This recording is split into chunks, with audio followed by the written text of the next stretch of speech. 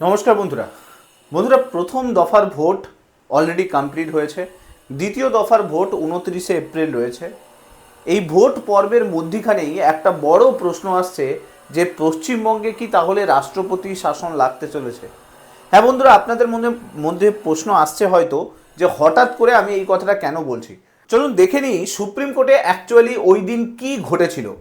Supreme কোর্টে একটা case যায়, আপনারা জানেন যে এসআইআর মামলা অলরেডি সুপ্রিম কোর্টে চলছিল। সেখানে সুপ্রিম কোর্ট তার বিশেষ ক্ষমতা প্রয়োগ করেছে, আর্টিকেল 142 আন্ডারে ক্ষমতা প্রয়োগ করে মানুষের ভোটাধিকার ফিরিয়ে দিয়েছে। তারই পরে আরও একটা কেস সুপ্রিম কোর্টে রানিং রয়েছে, সেটা হলো আইপ্যাক মামলা। আইপ্যাক মামলাতে কি হয় না, ইডির আইনজীবী তিনি তুলে ধরেন যে পশ্চিমবঙ্গে এই মুহূর্তে যে সাংবিধানিক পরিকাঠামো সেটা কিন্তু ভেঙে পড়েছে। কেন তিনি এই কথাটা বলছেন?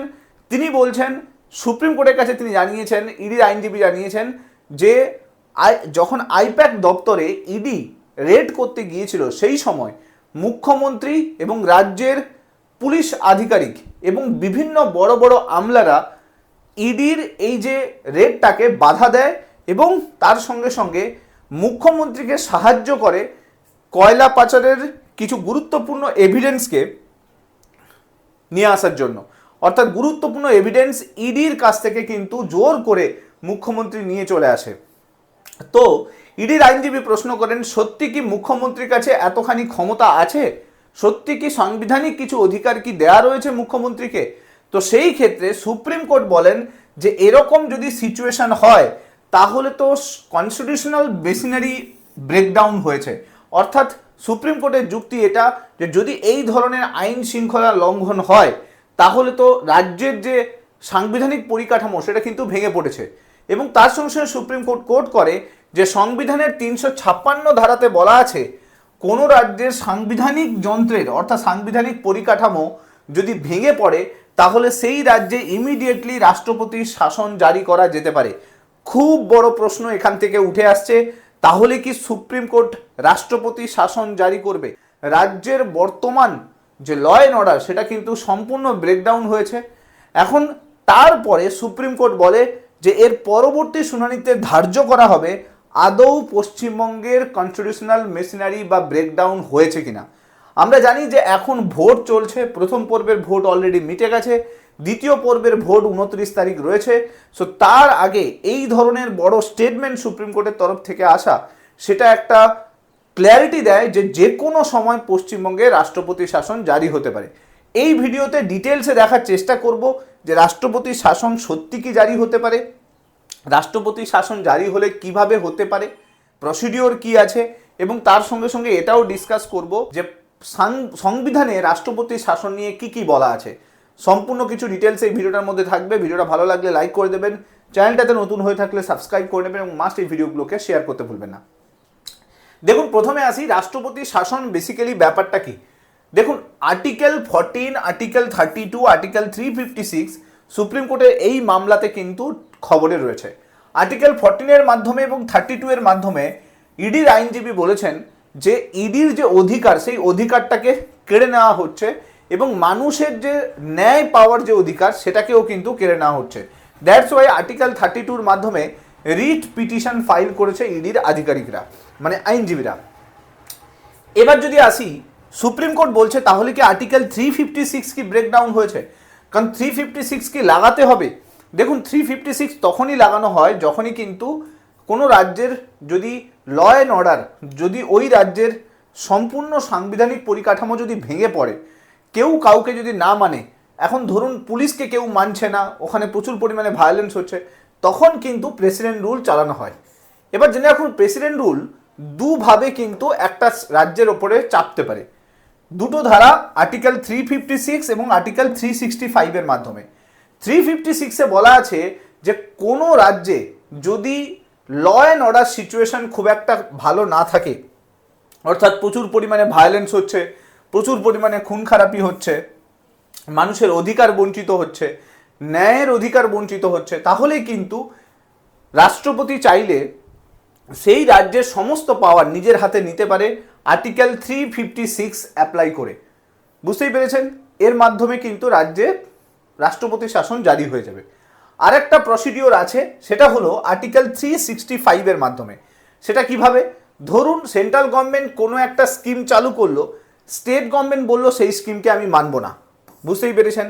অর্থাৎ সেন্টার আর রাজ্যের মধ্যে, কেন্দ্র এবং রাজ্যের মধ্যে যে ডিরেকশনগুলো দেওয়া হয়, ধরুন কেন্দ্র কোনো একটা ডিরেকশন রাজ্যকে দিচ্ছে, রাজ্য বলছে আমি ওটা মানবো না, আপনার কি করা আছে করুন। তো এরকম যদি বহুদিন ধরে চলতে থাকে, তো সেক্ষেত্রে রাষ্ট্রপতি কিন্তু সেই রাজ্যের সমস্ত ক্ষমতা নিয়ে নিতে পারে। তো এটা কিন্তু আর্টিকেল 365 এর মাধ্যমে বলা আছে। এবার যদি আসি, এই রাষ্ট্রপতি শাসন 1950 সাল থেকে আপনারা জানেন যে এখনো পর্যন্ত এই ধারা 134 বার প্রয়োগ করা হয়েছে, যার মধ্যে মনে রাখুন মণিপুর যে রাজ্যটা রয়েছে সেই রাজ্যে কিন্তু এখনো পর্যন্ত 11 বার এরকম রাষ্ট্রপতি শাসন জারি করা হয়েছে। আর যদি আর্টিকেল 356 যদি দেখি আমরা, তাহলে কিন্তু যদি এটা কোনো রাজ্যে আর্টিকেল 356 চালু হয়ে যায়, তাহলে মনে রাখবেন সেই রাজ্যের সমস্ত ক্ষমতা কিন্তু কেন্দ্রীয় সরকারের কাছে চলে আসে।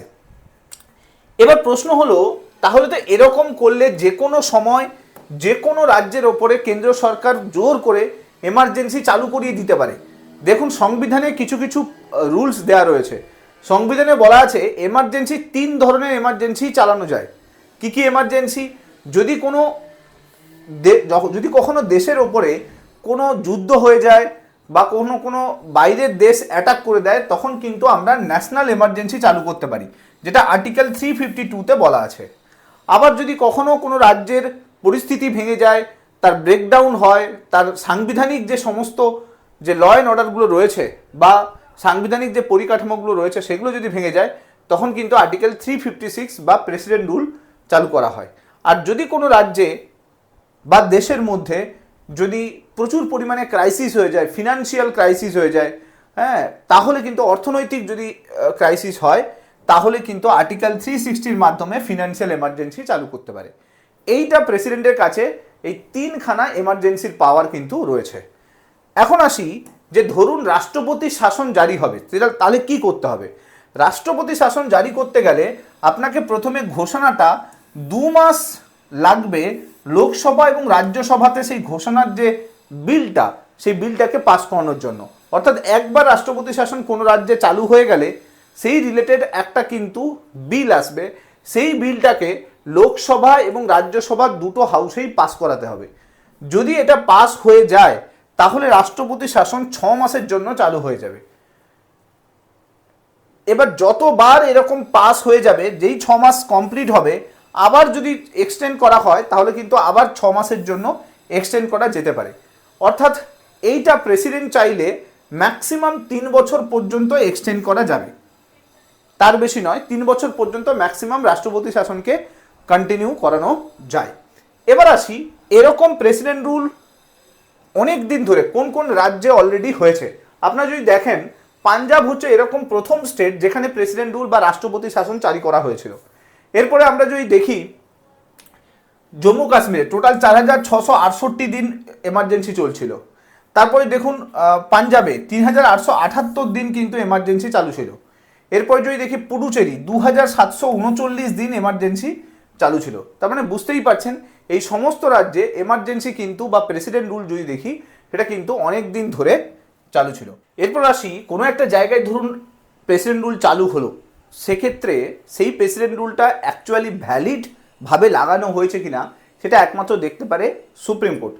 সুপ্রিম কোর্টে এই রিলেটেড অনেক কেস আছে, যেরকম একটা কেস রয়েছে এসআর বোম্বাই কেস। এই কেসে সুপ্রিম কোর্ট বলে দেয় যে কোনো একটা জায়গাতে প্রেসিডেন্ট রুল যদি চালু হয়, তাহলে সেটা ভ্যালিডিটি, সেটা ঠিক আছে কিনা, সেটা ন্যায্যভাবে লাগানো হয়েছে কিনা, সেটা পুরোটাই দেখবে কিন্তু সুপ্রিম কোর্ট। এবং তার সঙ্গে সঙ্গে সুপ্রিম কোর্ট এটাও বলে যে কোনো রাজ্যে নির্বাচন হওয়ার পরে যদি সফলভাবে কোনো পার্টি মেজরিটিতে না আসে, তাহলেও কিন্তু সেখানে প্রেসিডেন্ট রুল চালু হয়ে যাবে। এরপরে আরও একটা কেস হয়, রামেশ্বর প্রসাদ কেস। এই কেসে কি হয়, বিহার লেজিসলেটিভ অ্যাসেম্বলি ডিসলভ হয়ে যায়। তারপরে কি হয়, নির্বাচন হয় এবং সেই নির্বাচনে ঠিকমতো করে কোনো পার্টি কিন্তু মেজরিটিতে আসে না। এরপরে কি হয়, গভর্নর যে বিধায়ক কেনাবেচাতে রীতিমতো অ্যাক্টিভলি পার্টিসিপেট করতে থাকে এবং পরবর্তীকালে কেস সুপ্রিম কোর্টে যায় এবং সুপ্রিম কোর্ট বলে যে গভর্নরের কাছে কোনো ক্ষমতা নেই এবং গভর্নর কখনোই করতে পারে না এই ধরনের হর্স ট্রেডিংয়ে। সো তার জন্য কিন্তু সুপ্রিম কোর্ট ওখানকার যে এমার্জেন্সি চালু হয়েছিল সেটাকে পুরোটা ক্যান্সেল করে দেয়। এরপরে গুজরাট মজদুর সভা কেস, এই কেসেও কিন্তু সুপ্রিম কোর্ট রায় দেয় যে কোনো রাজ্যে এমার্জেন্সি তখনই চালু করা হবে যদি ওই রাজ্যের আইন শৃঙ্খলা সম্পূর্ণভাবে ভেঙে পড়ে, আদারওয়াইজ কিন্তু সেখানে এমার্জেন্সি চালু করা যাবে না।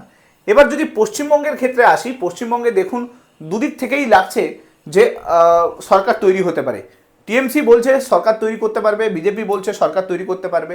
এবার ইনকেস ধরুন দুজনেই কেউ সরকার তৈরি করতে পারলো না, অর্থাৎ যে ম্যাজিক ফিগার সেটা দুটো দলই তৈরি করতে পারলো না, তাহলে সেক্ষেত্রে কিন্তু জেনে রাখুন প্রেসিডেন্ট রুল পশ্চিমবঙ্গে কিন্তু চালু হয়ে যাবে।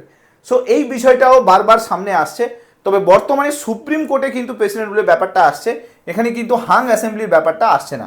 এটা আসবে 4 তারিখের পরে, 4 মের পরে সিচুয়েশন কি হয় তার বেসিসে। সো আশা করছি পুরো প্রেসিডেন্ট রুল সম্বন্ধে বুঝতে পারলেন।